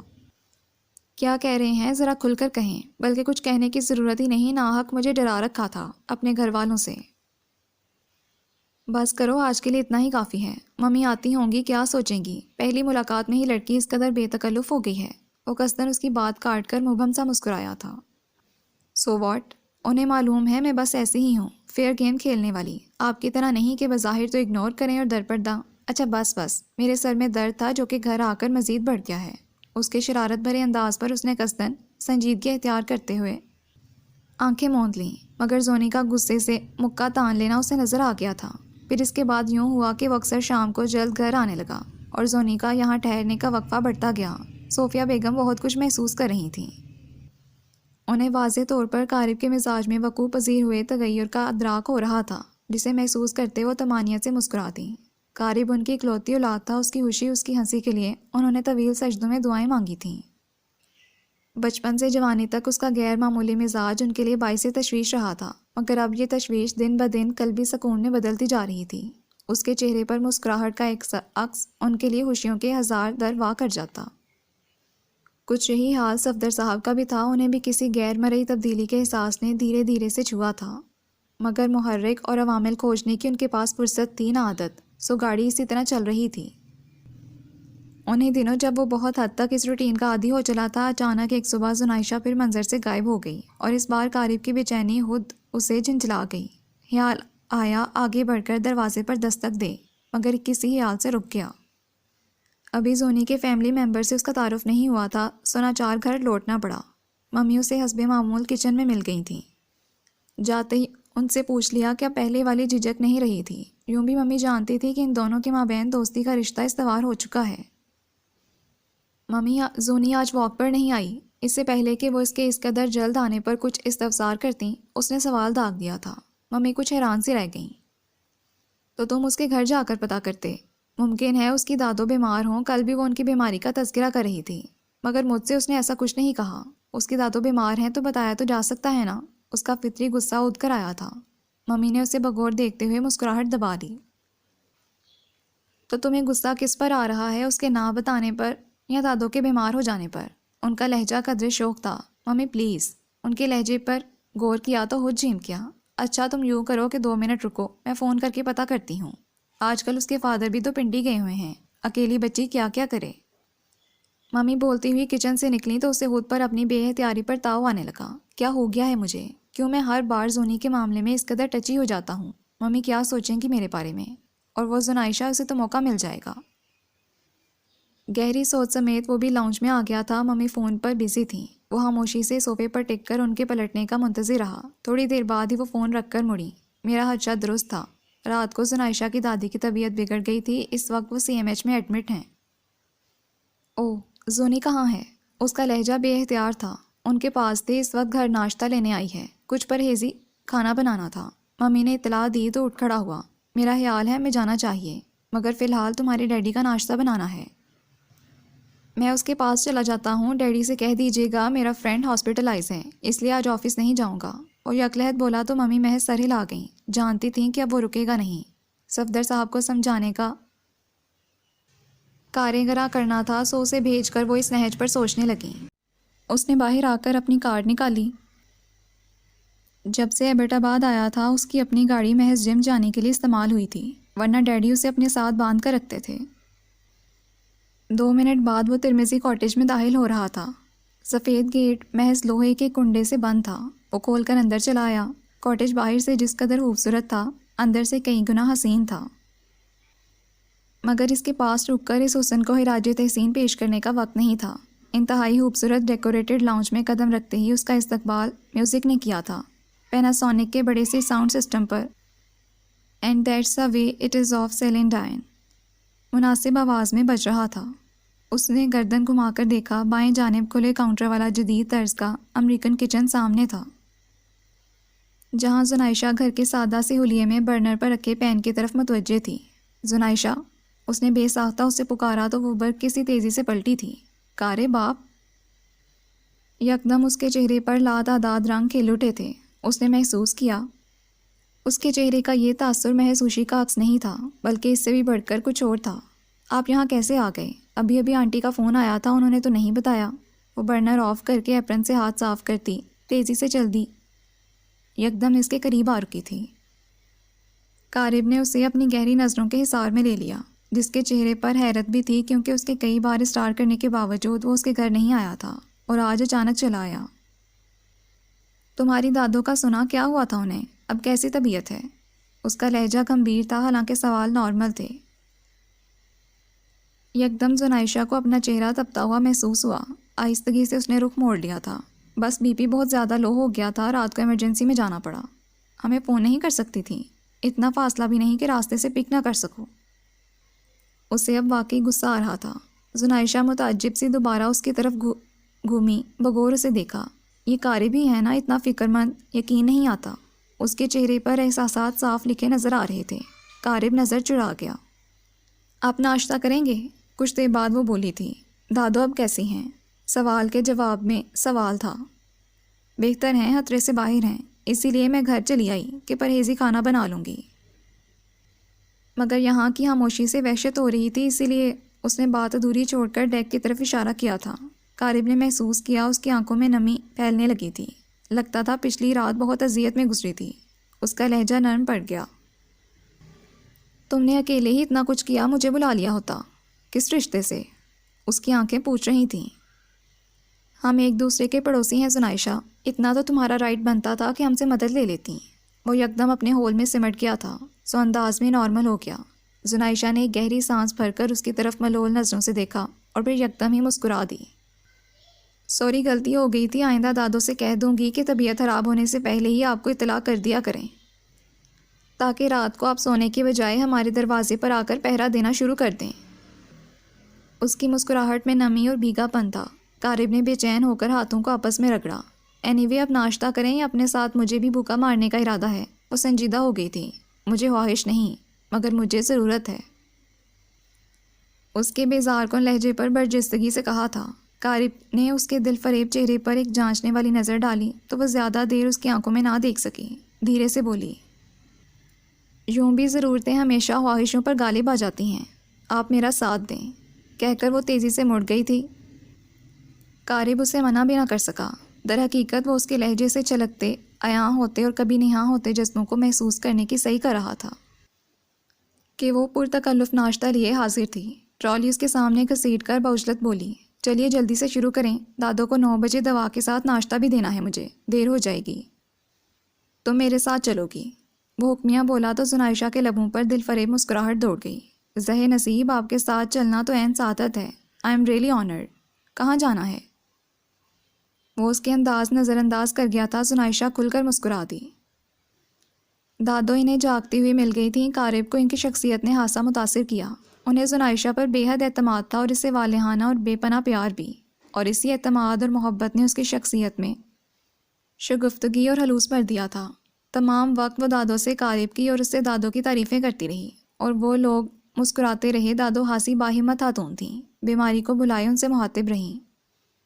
قارب کو ان کی آنکھوں میں اپنے لیے پسندیدگی کی واضح چمک نظر آ گئی تھی، خاص طور پر جب وہ جانے کے لیے اٹھا تو دروازے تک زنائشہ اسے چھوڑنے آئی تھی۔ ان دونوں کو پہلو بہ پہلو کھڑا دیکھ کر انہوں نے جس خوشی بھری طمانینت سے آنکھیں موندی تھیں وہ اگنور نہ کر سکا۔ شام کو گھر جاؤ گی؟ باہر نکل کر اس نے پوچھا تھا۔ جی، تو انتظار کرنا، میں آؤں گا تمہیں لینے۔ سوچ لیجئے وعدہ پورا کر بھی سکیں گے یا نہیں، کہیں میں منتظر ہی نہ رہ جاؤں۔ زنائشہ کا لہجہ مانی ہیزی کی طرف مائل تھا۔ قارب نے یکدم نروس کر دینے والے انداز میں اسے دیکھا تو وہ سر جھکا کر ہونٹ کاٹنے لگی۔ تنگ پانچوں والی آئس بلو جینز پہ گلابی کاٹن کی سفید پولکا ڈاٹس والی شرٹ پہ سفید اونی شال کندھوں پہ پھیلائے۔ وہ بہت دل فریب اور فسونخیز لگ رہی تھی۔ اس نے نظر پھیر لی۔ شام کو 6 بجے واپسی پر میں تمہیں پک کروں گا، تیار رہنا۔ اوکے کہہ کر پلٹنے میں دیر نہ لگائی۔ یہ قارب سارا دن کہاں غائب رہنے لگا ہے؟ دادوں کے واپس گھر آ جانے کے بعد وہ کبھی کبھی شام کو بھی اس طرف جانے لگا۔ دوپہر میں اکثر صوفیہ بیگم بھی چکر لگا لیا کرتی تھیں کہ اب تک زنائشہ کے والد ترمزی صاحب واپس نہ لوٹے تھے۔ یہیں تو ہوتا ہے صفدر صاحب۔ صوفیہ بیگم چکرا کر رہ گئیں اس اچانک تفتیش پر۔ یہیں کہاں ہوتا ہے؟ کیا سلیمانی ٹوپی پہن رکھی ہے آپ کے صاحبزادے نے؟ مجھے ہی نظر نہیں آتے۔ اخبار ایک طرف پٹک کر وہ چراغ پا ہو گئے تھے۔ صفیہ بیگم گھبرا سی گئیں۔ صبح واک کا وقفہ بڑھ گیا ہے۔ پچھلے دنوں آفس سے بھی جلدی نکل جاتا تھا، اب شام کو غائب رہنے لگا ہے۔ آخر معلوم تو ہو موصوف کون سا گل کھلانے والے ہیں۔ ان کا شربار لہجہ سماعتوں پر بوجھ بن رہا تھا۔ صوفیہ بیگم نے سوکھے گلے کو تر کر کے ہمت کی۔ جم میں کچھ نئے دوست بنے ہیں، ممکن ہے ان کی طرف چلا جاتا ہو۔ جم کی آپ نے بھی کہی صوفیہ بیگم۔ کثرت کے نام پر وقت اور پیسہ ضائع کرنے والے لفنگوں کو آپ دوست کہتی ہیں؟ باپ کا پیسہ ہے، جہاں دل چاہ رہا ہے اڑا رہے ہیں۔ اپنی محنت سے کمائی کرتے تو ایک ڈمبل تک خریدنے کی استطاعت نہیں ہوتی۔ وہ مزید جلال میں آ گئے تھے۔ آپ ہر بار یہ بات مت کہا کریں صفدر، کیا معلوم میں اور آپ اس کے نصیب کا کھا رہے ہوں۔ کمانے والے کو اپنی کمائی کا غرور نہیں کرنا چاہیے، پھر وہ بھی آپ کے ساتھ جاتا ہے۔ ڈرتے ڈرتے وہ کہہ ہی گئی تھیں، جس پر صفدر صاحب کا بے پر جانا یقینی تھا۔ ہاں لاکھوں کروڑوں کما رہے ہیں آپ کے سپوت۔ ارے اتنا کم کام، اگر کوئی میرا ملازم کرتا تو میں اسے نوکری سے نکال دیتا ہوں۔ کام کرتے ہیں، ایک انہی کا نصیب لکھا ہے لکھنے والے نے۔ کیا قارب کی پیدائش سے پہلے ہم بھوکے مرتے تھے؟ ارے جب لاکھوں کا کاروبار تھا صفدر جدون کا، ان کے تو تلوں سے لگی تھی، سر پر جا کر بجھی۔ صوفیہ بیگم تو بول کر پچھتا گئیں اور وہ غرور اور تنتنے کے باعث کافی دیر تک بڑبڑاتے رہے۔ قارب گھر واپس آیا تو ماحول میں کشیدگی صفدر صاحب کے چہرے سے صاف پڑھی جا رہی تھی۔ اس نے سوالیہ نظروں سے ماں کی طرف دیکھا۔ تم شام کو ذرا جلدی لوٹ آیا کرو بیٹا، تمہارے ڈیڈی کو۔ پلیز ممی، ڈیڈی کی پسند ناپسند میرے حواسوں پر سوار مت کریں۔ یہ زندگی میری بھی ہے، اسے اپنی خوشی سے گزارنے کا مجھے بھی کچھ حق ہے کہ نہیں؟ یا ساری عمر مجھے ڈیڈی کا بیٹا ہونے کا ہراج دیتے رہنا ہوگا؟ وہ انہیں ٹوک کر متانت سے بولا تو صوفیہ بیگم اس کی شکل دیکھتی رہ گئیں۔ کراچی سے سلمان کا فون آیا، اس کا رزلٹ آؤٹ ہوا تھا۔ فرسٹ ڈویژن سے MBA کلیئر کیا تھا اس نے۔ اس کی یہ کامیابی صفدر صاحب تک کو خوش کر گئی۔ کافی عرصے بعد انہوں نے اس سے ڈھنگ سے بات کی تھی۔ لاشعوری طور پر یہ خوشی اس کی کامیابی کی مسرت پر غالب آ گئی تھی۔ ممی نے زبردست گفٹ دیا تھا اسے، ساتھ ہی صفدر صاحب نے کافی کیش تھما دیا تھا۔ Thank you both of you. کافی عرصے بعد وہ اپنے گھر میں کھل کر ہنسا تھا۔ کچھ وقت اچھا گزار کر وہ باہر آ گیا۔ قدم بہت تیزی سے ترمزی کاٹیج کی طرف اٹھے تھے، مگر وہاں پہنچ کر اسے مایوسی ہوئی۔ ترمزی صاحب واپس آ چکے تھے۔ ملازم اسے ڈرائنگ روم میں بٹھا کر چلا گیا۔ وہ کوفت کے عالم میں ادھر ادھر دیکھ رہا تھا کہ وہ چلی آئی، جس کے آنے کی اسے امید نہ رہی تھی کہ ترمزی صاحب کی موجودگی میں شاید وہ اس سے مل نہ سکے، مگر وہ سامنے تھی، اور جس روپ میں تھی اس کے لیے کسی امتحان سے کم نہ تھا۔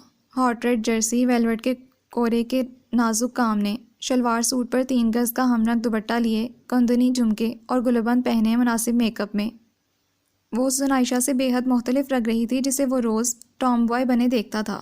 سفید پاؤں میں تلے کے کام والا سرخ حصہ خوبصورت لگ رہا تھا۔ مبارکباد۔ اس کی صحت تراز نگاہوں کے ارتکاز پر وہ بری طرح نروس ہو گئی تھی۔ Thanks but for what? وہ واقعی حیران ہوا۔ ابھی آنٹی نے فون پر بتایا کہ آپ کا رزلٹ آؤٹ ہو گیا ہے۔ وہ اب تک اس کی نظروں کے فوکس میں تھی، اس لیے انگوٹھیوں والے ہاتھ آپس میں رگڑتے ہوئے بول رہی تھی۔ اوہ! وہ ممی کی برق رفتار کمیونیکیشن پر مسکرا دیا، پھر گہری نظر ڈالتے ہوئے بولا، کیا یہ سنگار اسی خوشی میں ہے؟ بڑا گمبھیر، دل کے تاروں کو چھیڑ دینے والا لہجہ تھا، جس میں شرارت بھی تھی۔ جی نہیں، میری فرینڈ کی شادی ہے آج، میں وہاں جا رہی تھی کہ رک گئی۔ پاپا آ گئے ہیں، وہی لے کر جانے والے تھے مجھے۔ وہ حسب توقع چڑھ گئی تھی۔ وہ کہا لگا کر ہنس پڑا۔ تو اب کہاں گئے وہ؟ آنٹی کا فون آیا تو میں نے انہیں منع کر دیا، سو وہ انکل رؤف کے پاس تاش کھیلنے چلے گئے ہیں۔ اس نے تفصیل سے بتایا تو وہ اپنی اہمیت پر تفاخر سے مسکرا دیا۔ زیادہ اترانے کی ضرورت نہیں، میں نے ہی پاپا سے یہی کہا تھا کہ میری ایک فرینڈ مجھے آ کر پک کر لے گی، سو اب آپ مجھے لے کر چلیں۔ اس نے چڑھانے کو کہہ کر فرمائش داغ دی۔ جی نہیں، میرے پاس اتنا وقت نہیں۔ دوسرے میں اپنے والدین سے جھوٹ بولنے والیوں کے ساتھ آنا جانا کچھ ایسا پسند بھی نہیں کرتا۔ قارب کچھ زیادہ ہی ہوش تھا، آج نظریں بار بار بہک کر اس جامع زیب کی طرف اٹھ رہی تھیں جس کے وجود سے اٹھتی فینڈی کی خوشبو پورے کمرے میں پھیل رہی تھی۔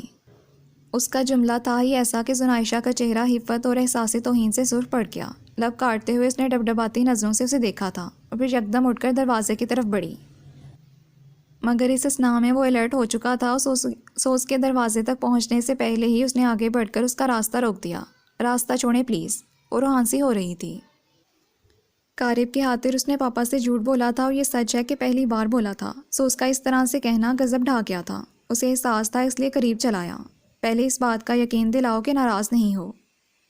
وہ سر پر آسوار ہوا تھا۔ زنائشہ کی خود اعتمادی ساری کی ساری اور رنجو ہو گئی۔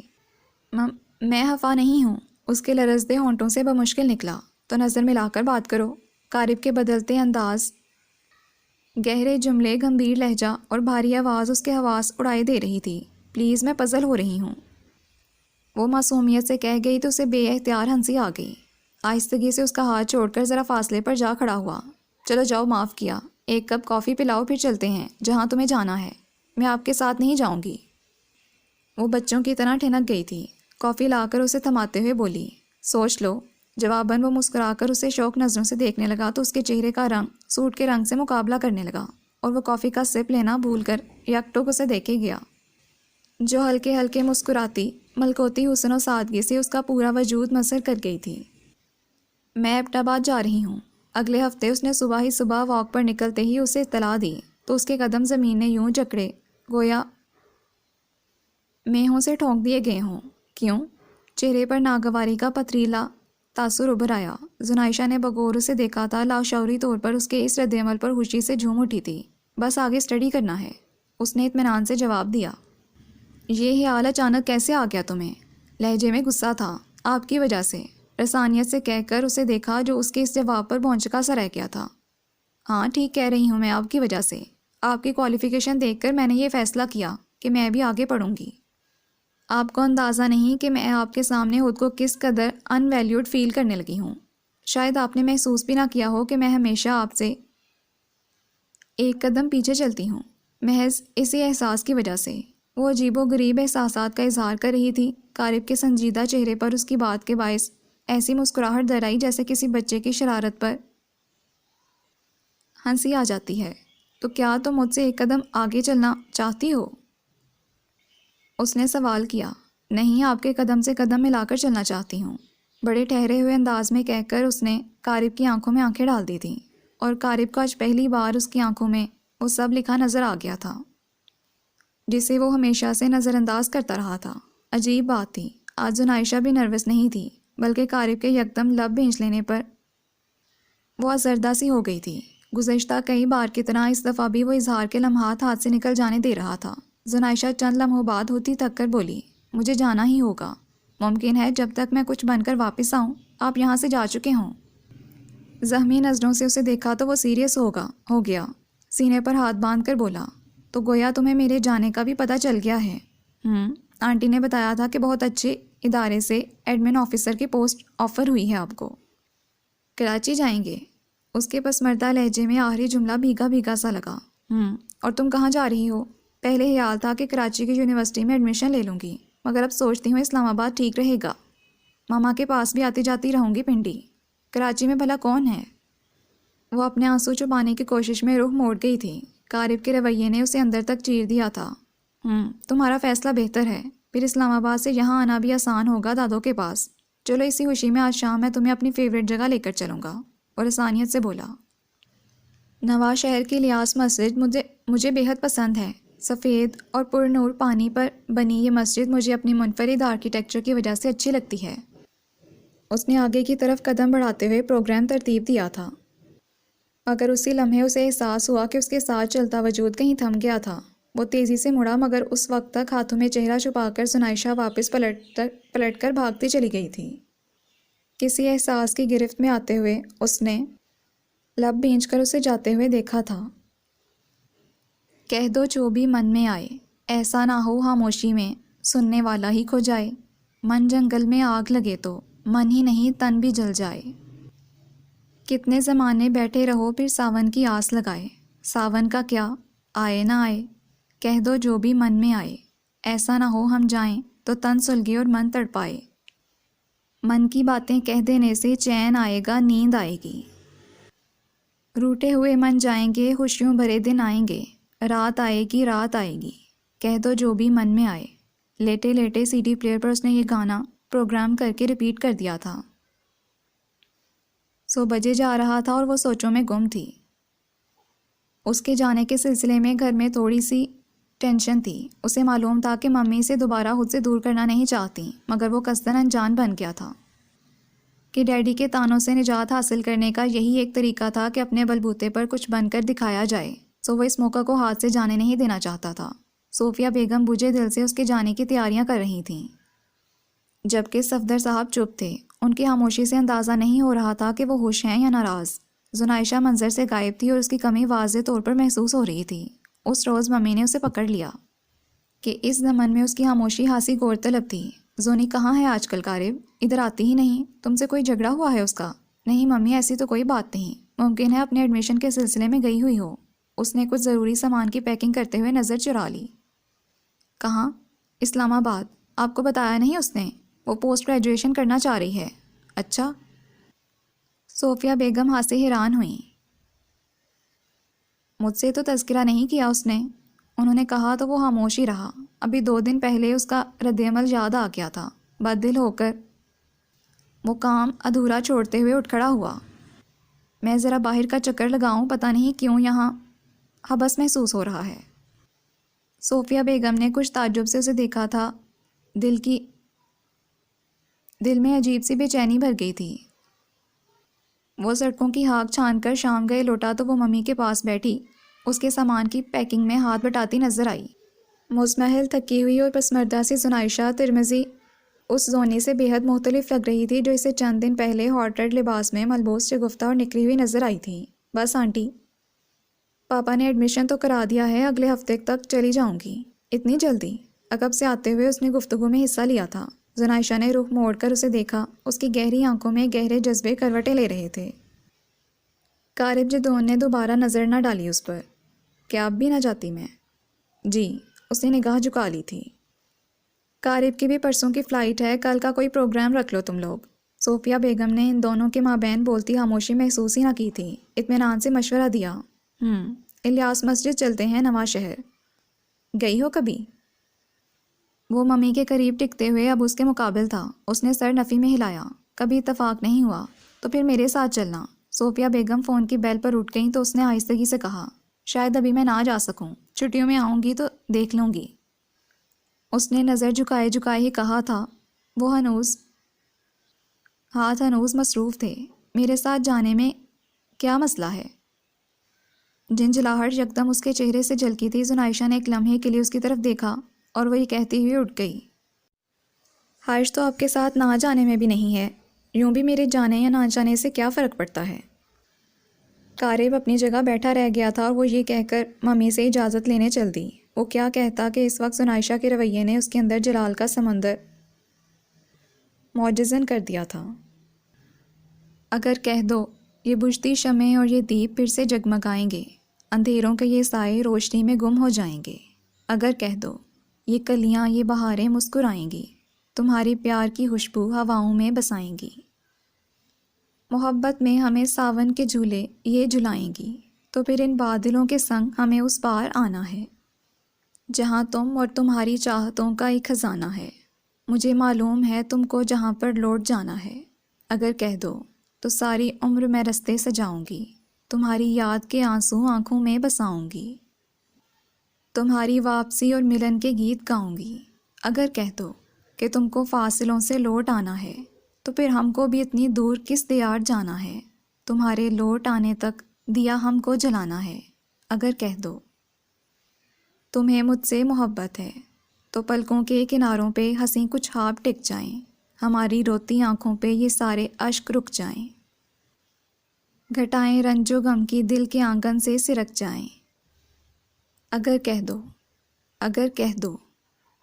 ڈائری سیاہ لفظوں سے بھرتی جا رہی تھی اور تیزی سے گزرتی رات اس کے دل پہ کسی بھاری بوجھ کی طرح پڑی تھی۔ بے بسی سی بے بسی تھی، نہ وہ وقت کا تیزی سے چلتا پہیہ روک سکتی تھی، نہ ہی جانے والے پر اتنا اختیار تھا کہ اس کے بڑھتے قدم منجمد کر دیتی۔ دادوں کے سینے سے لگ کر اس نے اپنے بقیہ آنسو بھی بہا دیے، مگر دل کا درد ہنوز اپنی جگہ قائم تھا۔ دوسرے دن قارب کی فلائٹ تھی۔ وہ صبح ہی صبح کھڑے کھڑے اس سے ملنے چلی آئی۔ میرے ساتھ بس اسٹینڈ تک نہیں چلو گی؟ وہ پوچھ رہا تھا۔ بس سے اسلام آباد جانا تھا جہاں سے اسے فلائٹ پکڑنی تھی۔ نہیں، میری طبیعت ٹھیک نہیں، یوں بھی پرسوں مجھے خود جانا ہے، کچھ نہ کچھ تو پیکنگ کرنی ہی ہوگی۔ انگلیاں چٹھاتے ہوئے اس نے صاف انکار کر دیا۔ چلی جاؤ بیٹا، تمہاری دادوں سے میں پرمیشن لے لوں گی، صوفیہ بیگم نے محبت سے کہا تو اس کی پلکیں بھیگنے لگیں۔ خدا حافظ ہی تو کہنا ہے آنٹی، یہاں سے کہوں یا وہاں جا کر ایک ہی بات ہے۔ اس کے لہجے میں محسوس کی جانے والی آزردگی تھی۔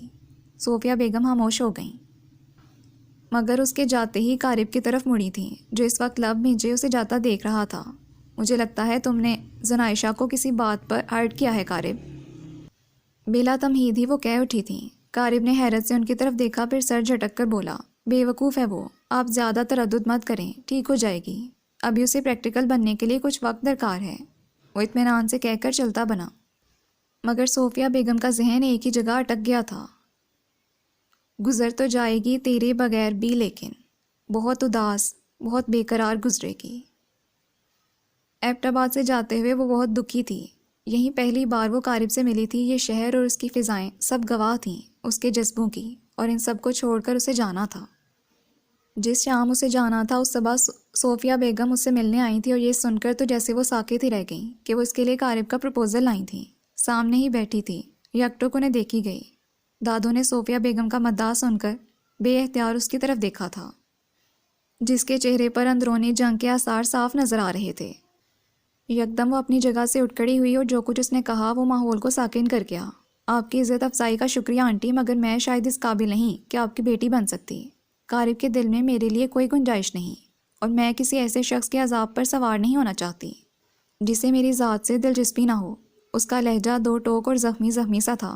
صوفیہ بیگم پہنچکا سا رہ گئیں۔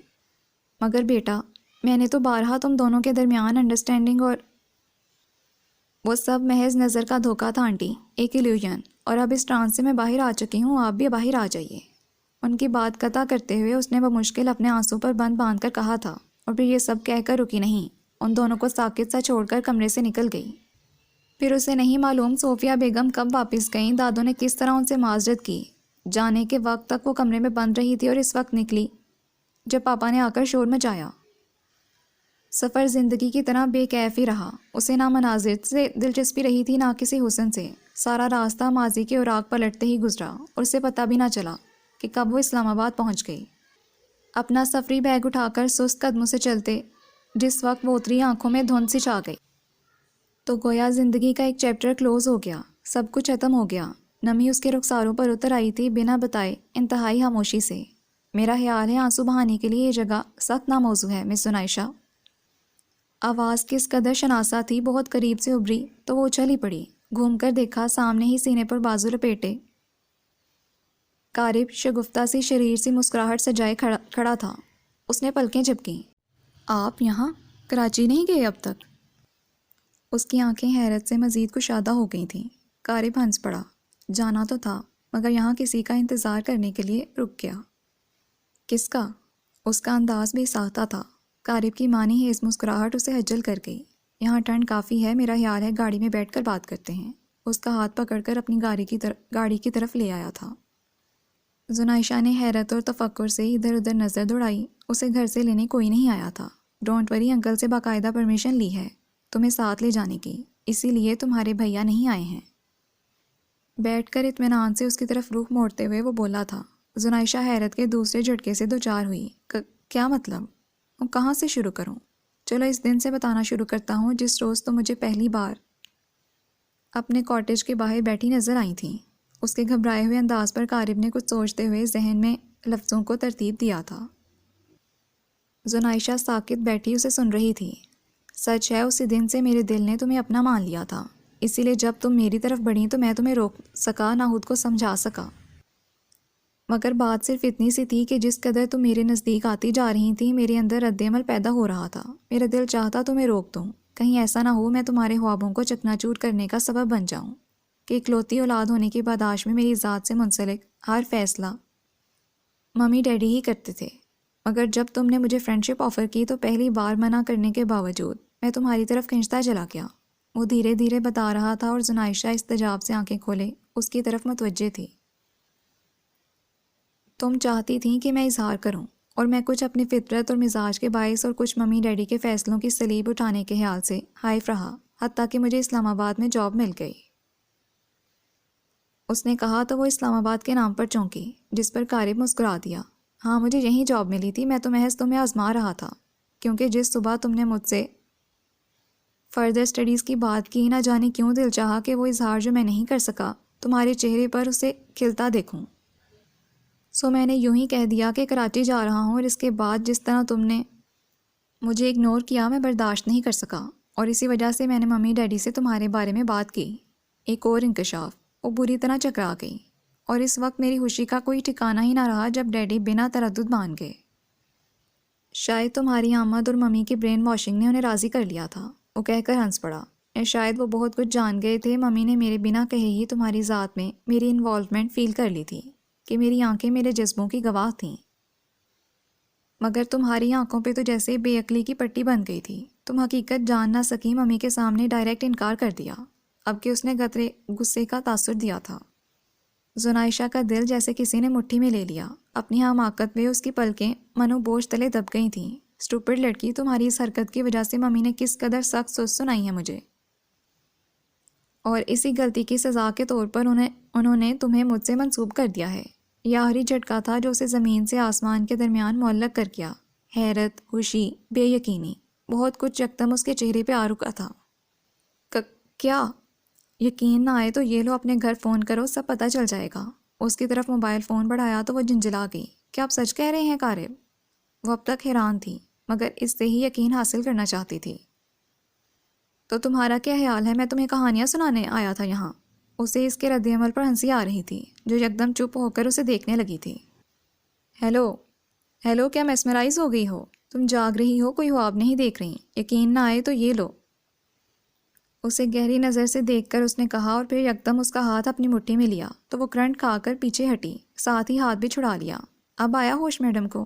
قارب نے چڑھانے والے انداز میں کہہ کر کار سٹارٹ کی تو وہ بری طرح چینپ گئی۔ چلو یہ بھی شکر ہوا کہ تم تھوڑا شرمائی تو، ورنہ میں یہی سمجھا تھا کہ اب کوئی بھاری پتھر ہی لٹکانا پڑے گا تمہارے سر سے تاکہ تھوڑا جھکے۔ قارب کا انداز خوشگواریت سے بھرپور تھا۔ زنائشہ جھینپنے کے باوجود کھلکھلا کر ہنس پڑی۔ تھینک یو قارب، اس لیے نہیں کہ آپ نے مجھے چن لیا ہے، بلکہ اس لیے کہ آپ نے وہ سب کہہ دیا جو میں سننا چاہتی تھی، ورنہ ممکن ہے ہم ساری زندگی ساتھ رہتے مگر اظہار کی کمی ہمارے جذبوں کی کومل بیلوں کو مرجھا دیتی۔ لفظ اس کے لبوں سے یوں نکلے جیسے خود کلامی کی ہو، مگر قارب کے دل تک اس کی آواز پہنچ گئی تھی۔